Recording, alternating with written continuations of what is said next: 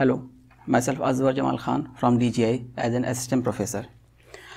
Previous class में हम लोगों ने रेसिडेंशियल स्टेटस और उनकी टैक्स लाइबिलिटीज़ के थ्योरीज पार्ट उसको देखा था। हम लोगों ने हमने देखा था कि कैसे जो है एक पर्सन जिसको हम डिफ़ाइन करते हैं as an individual, as a HUF, as a company, as a firm, as an association of person, उनके रेसिडेंशियल स्टेटस को कैसे हम इनकम टैक्स के ज़रिए जो है चेक करते हैं, इसको हम लोगों ने स्टडी किया था पिछले क्लास में। अब हम इस क्लास में जो है उसको लेकर कैसे उनकी इनकम्स को कैलकुलेट कैसे करेंगे कि प्रीवियस ईयर में उनकी कौन सी इनकम टैक्सेबल है कि नहीं है, उसको हम आज एक न्यूमेरिकल के ज़रिए जो है समझेंगे, उसको सॉल्व आउट करेंगे। तो हमें दो चीज़ें देखनी होंगी इसमें। एक तो हमें ये देखना होगा कि रेसिडेंशियल स्टेटस और प्लस इनकम जो अर्न की है वो इंडियन इनकम है या फॉरेन इनकम है। मैंने उसको पिछले क्लास में बताया था कि इंडियन इनकम और फॉरेन इनकम के को कैसे जो है क्लासिफाई किया गया है, साथ में कौन सी इनकम इंडियन इनकम कहलाएगी और कौन सी फॉरेन इनकम कहलाएगी। तो उसको हम लोग उसको दोनों को जो है कंबाइन करके जो है हम प्रॉब्लम को सॉल्व करेंगे और किसी इंडिविजुअल या किसी HUF की जो है इनकम को कैलकुलेट करेंगे। इसमें एक चीज़ और हमें ध्यान देना है, हमें पॉइंट आउट करना है हम लोगों को कि जो इनकम हम कैलकुलेट करेंगे that should be of previous year. अगर उससे पहले की कोई इनकम प्रीवियस ईयर में मिल रही है तो वो टैक्स के ब्रैकेट में नहीं आएगी, उसका और अलग ट्रीटमेंट होगा, लेकिन इसके कैलकुलेशन में नहीं आएगी। तो हमें इस चीज़ का ध्यान देना है कि प्रीवियस ईयर में उस पर्सन का क्या स्टेटस था उसको चेक करना है, प्लस प्रीवियस ईयर में जो इनकम अर्न की है और उसी में जनरेट हुई है उसको हमको इसको कैलकुलेट करना है।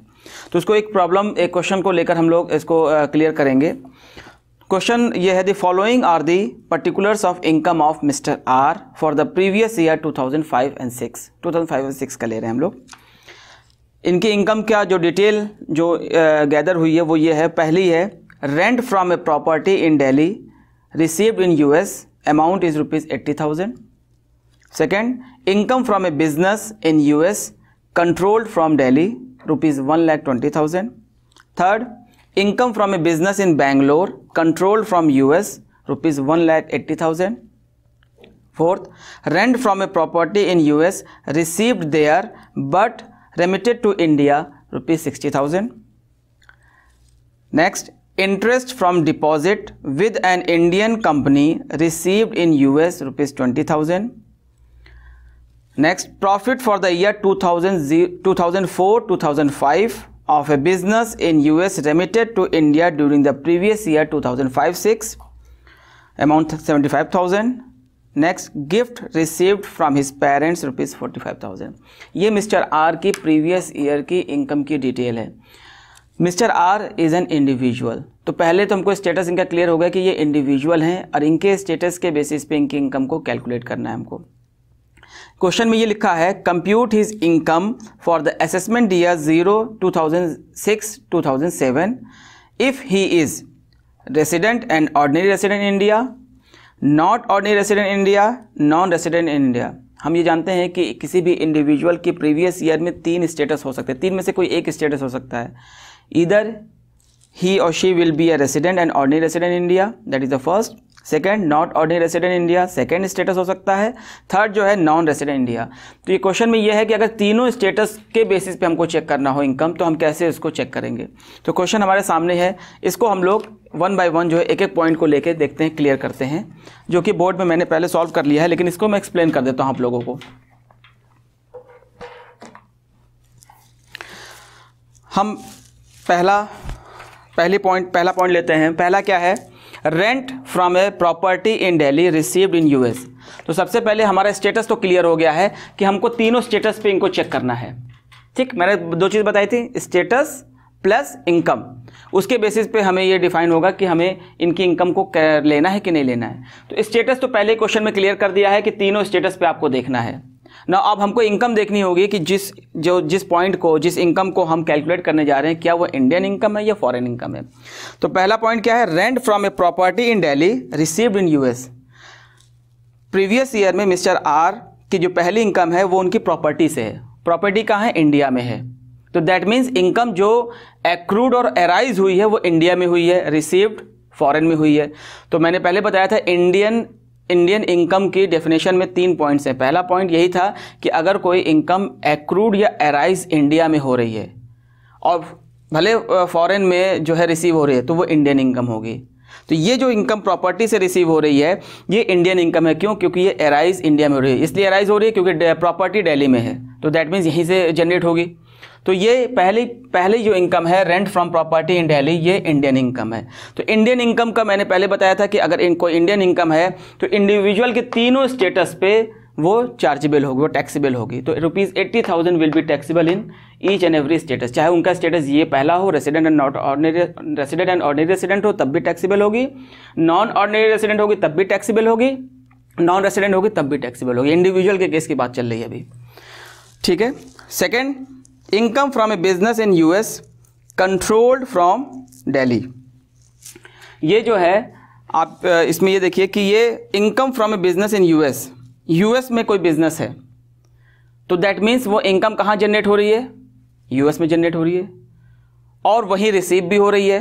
कंट्रोल इंडिया में हो रहा है लेकिन जनरेट कहाँ हो रही है और रिसीव कहाँ हो रही है, दो इंपॉर्टेंट चीज़ें हैं। तो जनरेट तो यूएस में ही हो रही है क्योंकि बिजनेस वहीं से रन किया जा रहा है, वहीं चल रहा है, वहीं से प्रोडक्शन हो रहा है, जो भी सर्विसेज दी जा रही हैं, तो वहीं जनरेट भी हो रही है, वहीं रिसीव भी हो रही है। इसमें कहीं नहीं लिखा है कि इंडिया में रिसीव हो रही है, इसमें लिखा है कंट्रोल। कंट्रोल का मतलब रिसीव नहीं होता। मैनेजमेंट इंडिया से हो रहा है, सब कुछ डिसीजन इंडिया से लिया जा रहा है, लेकिन चल यूएस में रहा है और वहीं रिसीव भी हो रही है। तो ये इनकम क्या होगी? फॉरेन इनकम होगी। तो फॉरेन इनकम में जो है पहले केस में तो टैक्सेबल होगी, सेकंड केस में भी टैक्सेबल होगी और थर्ड केस में जो है नॉन रेसिडेंट अगर स्टेटस है तो नहीं टैक्सेबल होगी। फॉरेन इनकम के केस में जो है मैंने इसमें पहले बताया था, अगर आपको पिछले क्लास का रिकॉर्ड होगा, तो फॉरेन इनकम अगर कोई है तो नॉट ऑर्डिनरी रेसिडेंट के केस में जो है टैक्सेबल तब नहीं होती है जब वो बिजनेस और प्रोफेशन से हटके होती है। यहाँ बिजनेस और प्रोफेशन से है तो इसलिए वो टैक्सेबल होगी। Third, income from A business in Bangalore controlled from US. अब इसका उल्टा हो गया, जो सेकंड था उसका उल्टा हो गया। अब इसमें सेकंड में ये, थर्ड में ये है कोई बिजनेस है जो बैंगलोर में इस्टेब्लिश है और यूएस से कंट्रोल हो रहा है। तो कंट्रोल से मतलब नहीं है, मतलब ये है कि कहाँ इनकम जनरेट हो रही है और कहाँ रिसीव हो रही है। अगर इंडिया में कोई बिजनेस स्टैब्लिश है तो इसका मतलब जनरेट वहीं से हो रही है और वहीं रिसीव हो रही है, क्योंकि अगर रिसीव का अगर ये लिखा होता रिसीव्ड इन यूएस तब भी वो इंडियन इनकम होती। तो ये थर्ड पॉइंट इंडियन इनकम है। तो इंडियन इनकम है तो तीनों स्टेटस पे उसके टैक्सेबल होगी। Fourth, rent from a property in US received there but remitted to India. Remitted to India मतलब ट्रांसफ़र किया गया। यहाँ पे इंपॉर्टेंट ये है कि इनकम कहाँ जनरेट हो रही है और कहाँ रिसीव हो रही है पहली बार। उसके बाद आप ट्रांसफ़र करते रहिए एक कंट्री से दूसरे कंट्री, इट डजेंट मैटर। पहली बार कहाँ से जनरेट हो रही है, अराइज हो रही है, और पहली बार कहाँ रिसीव हो रही है, दैट इज़ इंपॉर्टेंट।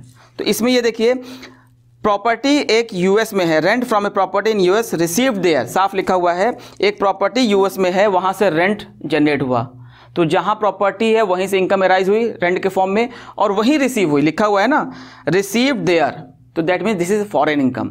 और फॉरेन इनकम है तो वो रेसिडेंट एंड ऑर्डिनरी रेसिडेंट में ही टैक्सेबल होगी, नॉट ऑर्डिनरी रेसिडेंट और नॉन रेसिडेंट में नहीं टैक्सेबल होगी। ठीक है। Next, interest from deposit with an Indian company received in US. अब ये कह रहे हैं कि कोई इंडियन कंपनी है जिसने जो है इंटरेस्ट फ्रॉम डिपॉजिट, कोई डिपॉजिट था उस पर इंटरेस्ट दिया है, अपने एम्प्लॉय को इंटरेस्ट दिया है, तो इनकम इंडियन कंपनी है तो इसका मतलब वो इनकम इंडिया में जनरेट हो रही है। ठीक है।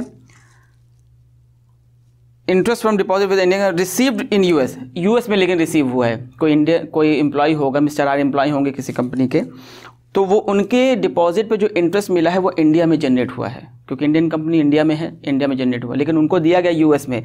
तो इसका तीसरा पॉइंट भी मैंने बताया था इंडियन इनकम का, कि अगर कोई इनकम इंडिया में जनरेट हो रही है, रिसीव फॉरेन में हो रही है, तो भी वो इंडियन इनकम कहलाएगी। तो ये जो 20,000 है ये जो है इंडियन इनकम है। इंडियन इनकम जो है तीनों केसेस में टैक्सेबल होती है, तो तीनों केसेस में टैक्सेबल होगा। Next, profit for the year 2004-2005 of a business in US remitted to India during the previous year 2005-06। ये पॉइंट में ये है कि जो प्रॉफिट जो रिसीव हुआ है ये 2004-05 का है, मतलब प्रीवियस ईयर से पहले का भी है। हमको यहाँ पे प्रीवियस ईयर का देखना है। शुरुआत में मैंने कहा था कि हमें इस चीज़ को क्लियर करना है कि प्रीवियस ईयर को लेकर चलना है, प्रीवियस ईयर में क्या स्टेटस है और प्लस प्रीवियस ईयर में जो इनकम जनरेट और रिसीव हो रही है उससे मतलब होगा। उससे पहले वाले साल में कौन सी इनकम जनरेट हुई थी वो भले पिछले साल मिली हो, प्रीवियस ईयर मिली हो, उसको हम इसमें नहीं इंक्लूड करेंगे। तो ये जो पॉइंट है सेकंड लास्ट, इसको हम नहीं इंक्लूड करेंगे क्योंकि ये उससे पहले के साल की इनकम है जो कि रिसीव प्रीवियस ईयर में हो रही है, तो ये इसमें कैलकुलेशन में नहीं आएगा। Last, gift received from his parents ₹45,000। Gift के रिगार्डिंग जो है सेकंड क्लास में मैंने बताया था कि ये इनकम अगर 50,000 से ज़्यादा होगी तो टैक्सेबल होगी, 50,000 से कम होगी तो नॉन टैक्सेबल होगी। ये जो इनकम रिसीव हुई है ये 45,000 रिसीव हुई है, that means it is less than 50,000, और लेस देन 50,000 है, that means it is not included, it will be not included as an income. तो ये इनकम में इसको इंक्लूड ही नहीं किया जाएगा, तो इसका कोई सवाल ही नहीं उठता कि इसको आप इसमें डालेंगे कि नहीं डालेंगे कैलकुलेशन में। तो ये लास्ट पॉइंट भी हमारा कैलकुलेशन में नहीं आएगा। तो ऊपर की सिर्फ जो है 4 या 5 पॉइंट्स जो हमारे कैलकुलेशन में आएंगे, उसके बाद हम इसको टोटल कर लेंगे। अगर मिस्टर आर का resident and ordinary resident status है प्रीवियस ईयर में तो उनकी टोटल टैक्सेबल इनकम आएगी 4,60,000। अगर उनका नॉट ऑर्डिनरी रेसिडेंट है तो उनकी टोटल इनकम आएगी 4 लाख, और उनका नॉन रेसिडेंट स्टेटस है तो 2,80,000। इसमें से कोई एक ही स्टेटस उनका होगा प्रीवियस ईयर में। क्वेश्चन में आपको ब्रॉडली समझाने के लिए, ब्रॉड प्रैक्टिस करने के लिए उन्होंने तीनों स्टेटस पे अलग अलग कंडीशंस पे ले लिया है, लेकिन रियलिटी में किसी भी पर्सन का प्रीवियस ईयर में इन तीनों में से कोई एक ही स्टेटस वो होल्ड कर सकता है, अगले साल फिर वो बदल सकता है स्टेटस। तो ये इनकी टैक्सेबल इनकम होगी और इस तरीके से कैलकुलेशंस होगा। ठीक है, तो इसके रिगार्डिंग कोई डाउट्स होगा उसको हम लोग क्लियर करेंगे बाद में, और फिर नेक्स्ट क्लास में जो हम लोग नेक्स्ट क्वेश्चन लेंगे, 1-2 क्वेश्चन और लेके इसको और क्लियर करेंगे। ये इंपॉर्टेंट पार्ट है, ये अक्सर एग्जाम में इसको पूछा जाता है, ये सवाल जो अक्सर जो है एग्जाम में पुट डाउन किया जाता है। Thank you.